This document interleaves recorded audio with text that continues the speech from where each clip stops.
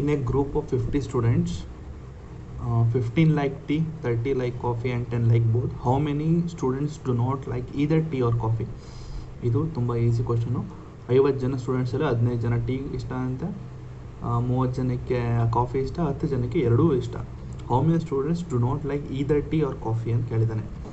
Okay, ಈಗ ಒಂದು when diagram ಬರ್ಕೊಳ್ತೀನಿ. ಈಗ ಇದರಲ್ಲಿ ಫಸ್ಟು ಟೀ ಎಷ್ಟು 15 ಜನ ಟೀ ಅಂದರೆ ಇಷ್ಟ ಅಂತೆ, ಇನ್ನೊಂದಷ್ಟು ಜನಕ್ಕೆ ಕಾಫಿ ಅಂದರೆ 30 ಜನಕ್ಕೆ ಕಾಫಿ ಅಂದರೆ ಇಷ್ಟ,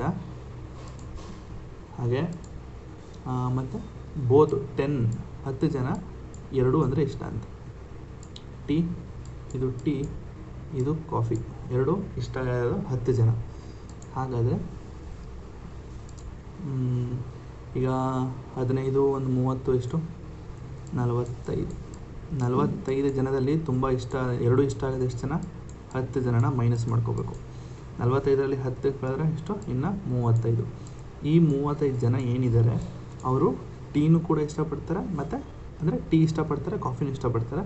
ಬಟ್ ಈದರ್ ಟೀ ಇದರ್ ಕಾಫಿ ಗೊತ್ತಿಲ್ಲ, ಅದು ಅಂದರೆ ಮಿಕ್ಸ್ ಆಗಿದ್ದಾರೆ ಹೊರಗಡೆ. ಅದನ್ನು ನಾವು ಟೋಟಲ್ ಸ್ಟೂಡೆಂಟ್ಸಿಂದ ಕಂಡುಹಿಡ್ಕೋಬೇಕು.